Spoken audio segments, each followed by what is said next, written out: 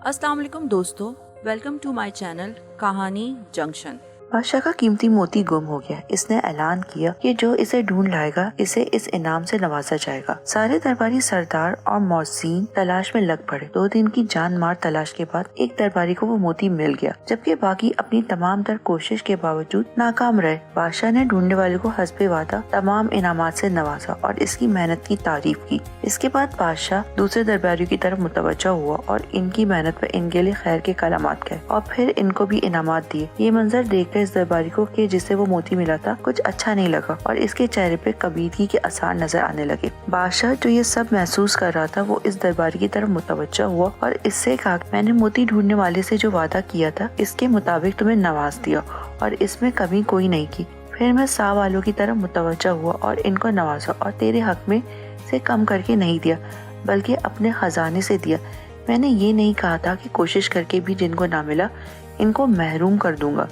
मोती एक था और एक को ही मिलना था, मगर सा करने वाले बहुत थे। पाने वाले को पाने का सिला मिल गया और सा वालों को इनके खुलूस का सिला मिला। मगर ऐ शख्स, मैं तेरे चेहरे पर नागवारी के आसार दिखता हूँ, गोया कि तू मेरे फैसले में बेइंसाफी देखता है। तू मेरी अता को अपने एहसान से कम समझता है और मुझे अपने एहसान के ताबा रखकर मुझसे अपनी मर्जी के फैसले कराना चाहता है। तू चाहता है कि मैं सबको महरूम रखूं क्योंकि इसमें तेरी रजा है। जहाँ तक तेरे एहसान का ताल्लुक है तो इसकी अहमियत मेरे नजदीक बस इतनी सारी है। ये कहकर बादशाह ने मोती को फर्श पर पटक कर टुकड़े कर दिया और अपना खिताब जारी रखा। मेरे खजाने ऐसे मोतियों से भरे पड़े हैं, पाकर एहसान जतलाने वालों की निस्बत ना पाकर पछतावे का एहसास रखने वाले मुझे ज्यादा अजीज हैं, क्योंकि पछतावा इंकिसारी पैदा करता है और एहसान तकब्बुर पैदा करता है और किसी बादशाह के दरबार में किसी मुतकब्बिर की कोई जगह नहीं। ये कहकर बादशाह ने इस दरबारी को अपनी मजलिस से निकाल दिया। इस किस्से से हमें यही सबक मिलता है कि हमें अपनी बख्शिश पर नजर रखनी चाहिए, ना कि अपने चंद नाकिस सजदों की औस अल्लाह की अता पर कदगन लगानी चाहिए कि वो जिस पर भी फजल करे हमारी मर्जी पूछ कर करे। हमें कभी भी अल्लाह और इसके बंदों के दरमियान नहीं आना चाहिए, चाहे वो गुनाहगार बंदे ही क्यों ना हो।